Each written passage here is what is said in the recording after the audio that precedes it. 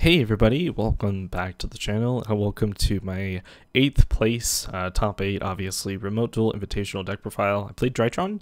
I've been playing this deck for a while. I mean, this isn't really a surprise to anyone at all. I just thought that this deck was just really solid, honestly, and I honestly lost to myself in the match that would have determined if I went to top 4 or not. Unfortunately, there was one game where I did break, but I could have maybe done something, but I don't think it was really good. I basically played into Nibiru game 1, which it's very rare that players even have Nibiru in main deck game 1, so I don't think that was too big of an issue. That was just a really good meta call on his part, and he definitely deserved the win there. But my matchups were against Tri-Brigade, which I won, Striker, which I won, Phantom Knights, which I lost. He 2-0'd me. It was a really bad match. I bricked both games. That one, I will admit, was kind of my deck building. That was the issue, because I'm playing Dragoon and a bunch of bricks. And then the final match was against Dragon Link, which we had game 3 on the stream, but game 1 and game 2 were pretty much determined from the start. It was pretty cut and dry who was winning, but I definitely think that in game 3 I could have won, which I'll talk about later. But we're going to get through the deck profile first. So we have 3 alpha, 3 zeta, 3 gamma, 2 delta. So I know a lot of players are cutting their gammas or their deltas and playing just 1 or maybe 2. I decided to just go basically play 3 of everything. In one of my previous lists, I used to play 3 delta. I think that this one's probably the worst one to play multiples of, so that's why I cut this one. The total amount of Drytrons I'm playing is 19, which is actually relatively high compared to what a lot of other players play.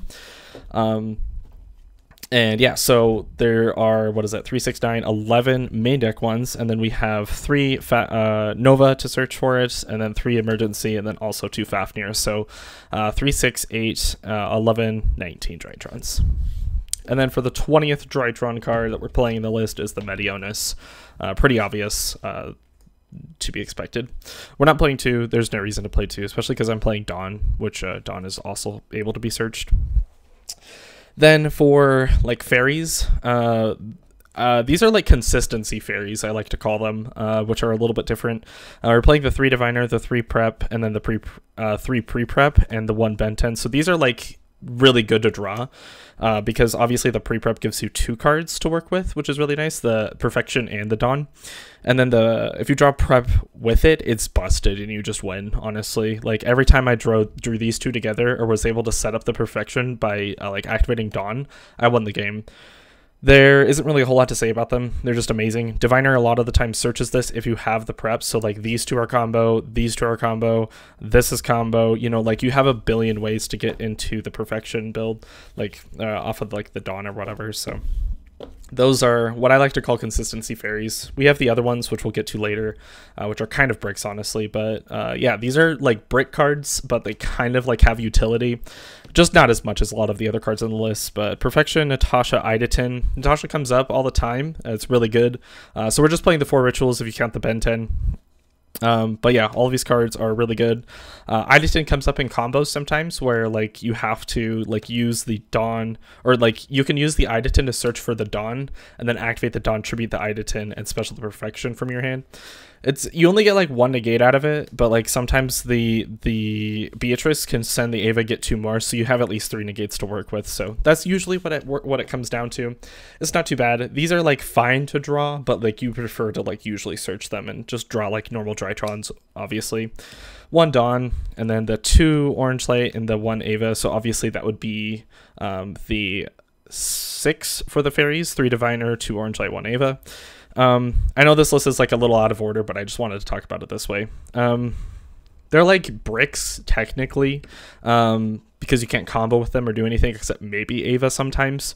But obviously they help you combat hand traps. I mean, the same thing with the droplets and the call by. These help you, they're utility cards, but they are bricks at the end of the day. So you don't really want to see a lot of them in your hand, but you do want to see them sometimes, which is obviously why I'm playing them. Last 3 cards in the deck are the bricks. I saw Red Eyes like 4 times, and then I saw Red Eyes Fusion twice, I think.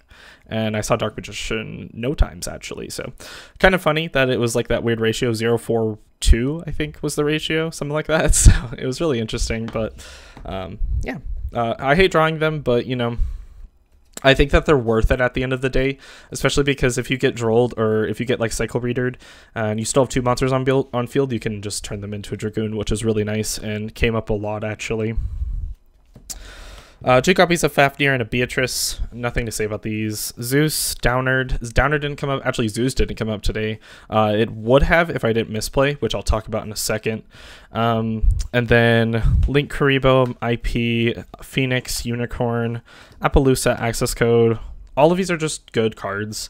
The Appaloosa came up a lot. If you're playing this build, basically what you do in new format is that you put a bunch of monsters on your field, and then you turn them all into Appaloosa, and then you tribute your Ben 10 with Dawn, and you make Perfection. So you have like 8 negates, because it's 4 with the Appaloosa, and then it's 4 with Perfection, because you have 2 in hand, one of them's an Ava, and the Ava searches 2 more. So you have 8 negates total, 4 for spells and traps, and 4 for monsters. And that's enough, honestly. Like, your opponent just can't play through that. They can't break your board unless they have Droplet or Dark Ruler or something like that.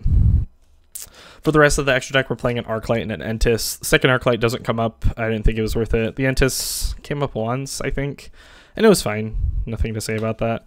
Verte Dragoon, obviously, these cards are really good, and yeah, it's just great. Moving on to the side deck. So we're playing 3 copies of Lightning Storm. I want to have a shout out to my friend Brent Wilson. If you are in the Utah community, you know him. He's like the big main guy. But yeah, he lended me the collector rare Lightning Storms. I just want to say shout outs to him. That was really nice. I only had 2 like just Lightning Storms in general, but he was really nice, and he said, here, you can have my collector rares for the weekend.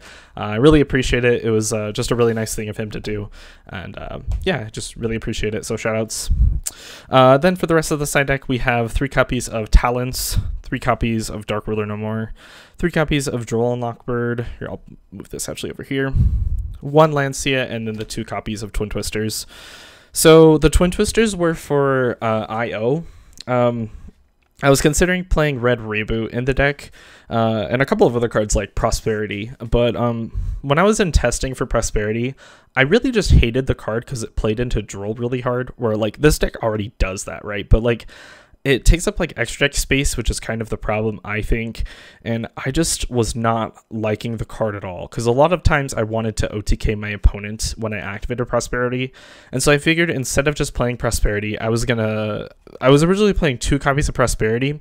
I cut them for a Fafnir and a Delta. That's what I put in, but those cards were initially Prosperity, and it was just terrible. I hated the card, so I took it out and played actual Drtryon names that I could draw, not play through Droll, like play through Droll without, you know, searching or anything like that, and I thought it was honestly great. Did not miss Prosperity at all. Would never play the card again in this deck. I think it's terrible. Lancey is really good. This comes up a lot. It actually came up against Dragon Link, especially today, which is really funny. Came up against Tri-Brigade. If you search this, like, you just win. It's great. They skips their turn. They can't play. It's amazing. Nothing else to really say.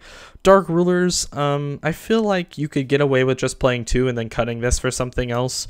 Unfortunately, I didn't draw it today, but I didn't need to. But the idea was if you played against Drtryon, you had a bunch of outs to their board. You can side in the Drolls, you can side in the Dark Rulers, and you can side in the Talents, depending on if they're playing the Dragoon package or not. And you always keep the droplets in, so you have like 3, 6, 9 ways to deal with their board, and then maybe more if they have the Dragoon. So that was the idea. I think that honestly it was fine. I didn't play against Drtryon, but that was the thought process for what I prepared for. Basically, the entire side deck is really good against Tri-Brigade, except maybe the Drolls. Like, you can maybe side them in and get away with it. But the Collector Rare, the Collector Rare, yeah, I gotta bring that up again. But the Lightning Storms are amazing against, like, any deck. Unfortunately, I didn't see this card either, but I would have really loved to activate it, like, and use it. It would have been amazing, but it just didn't come up at all.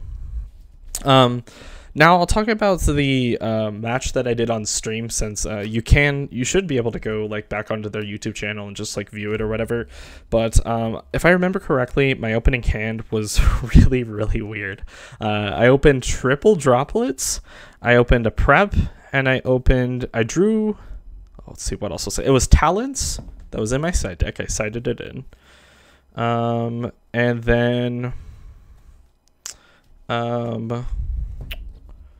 then I drew for turn, I drew Delta. It was like a really awkward hand, but it actually was still able to break his board if I didn't misplay. And I'm going to show you that right now, just because like I didn't know that this is how this card resolves.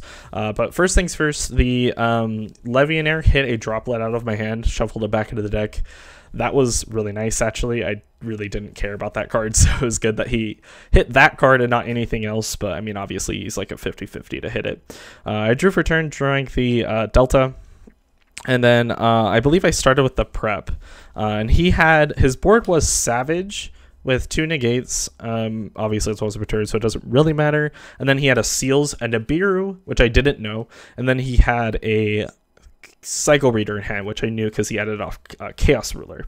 Anyways, so my prep searched Ben 10, and what I should have done here is, because I went Delta effect, tribute the Ben 10, summon the Delta, activate Ben 10, and here he activated the Chaos Ruler. What I should have done is activated droplets here, discarding just the 1 droplet, but what I did is I discarded 2, and I was going to negate both. Obviously, he can respond with monsters, so this wasn't a great card to discard here, but I really should have just kept the card in my hand, and then he would have been forced to use the Seals there if he were to negate.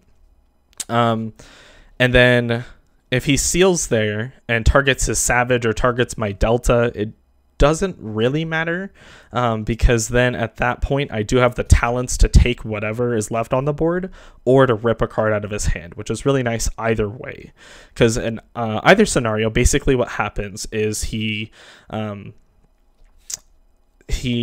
like chains it and adds the Delta to hand. That's probably his best option, but obviously I still have the talents to like do something. But what he's told me he would have done is he would have used the Seals to bounce his Savage and then returned or specialed like a monster from his deck.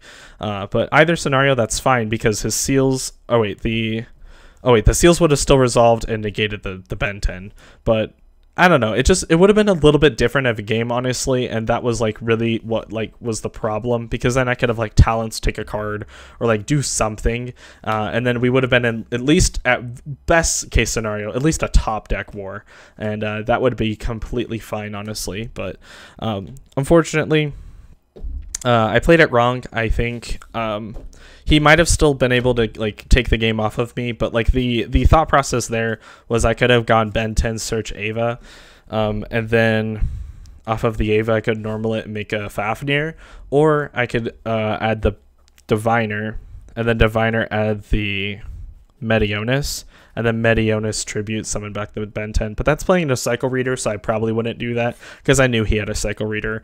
But I'm just trying to get options. But I should have just gone the Ava route, send, and then sent like an Alpha or something to the grave just for the fallout for next turn. Attack, make a Zeus, and then I would have passed there. And I think that would have been really good, especially because like my Ava can banish the Ben 10 for a Diviner for follow-up. So like I had so many plays I could have done, but I was just really dumb, and I activated the Droplet discarding 2. And unfortunately, with Droplet, you have to negate exactly that many. So for example, since I discarded the Droplet and the Talents, I have to negate 2 cards, and because the Seals was no longer on field, I couldn't negate it. So that's basically what happened there. I mean, I didn't know that it actually worked that way, so that's very good that I know this now. But yeah, honestly, really fun event. Shout outs to Konami. This was really fun. Thank you for putting it together. It was like definitely very nerve-wracking, but you know, that definitely happens. Nothing I really could have done about that. I think I could have definitely practiced my Dragon Link matchup before I played in this event a little more, because I was a little unprepared for that deck, if I'm being completely honest. But I think I really did just lose to myself at the end of the day, which is unfortunate. But either way, getting 8th place at a really large event, top half, you know, I am completely okay with, because, you know, like, these players are all really good players. So being able to get at least in the middle, or at least higher than the middle, the top half is really important for me. So with all of that said, that does it for today's video. Also, this mat's amazing. Shout out to Konami again. But yeah, with all that said, I will hopefully see you guys in another Invitational at some point in the future if I am able to make it again. But yeah, thanks for watching, guys.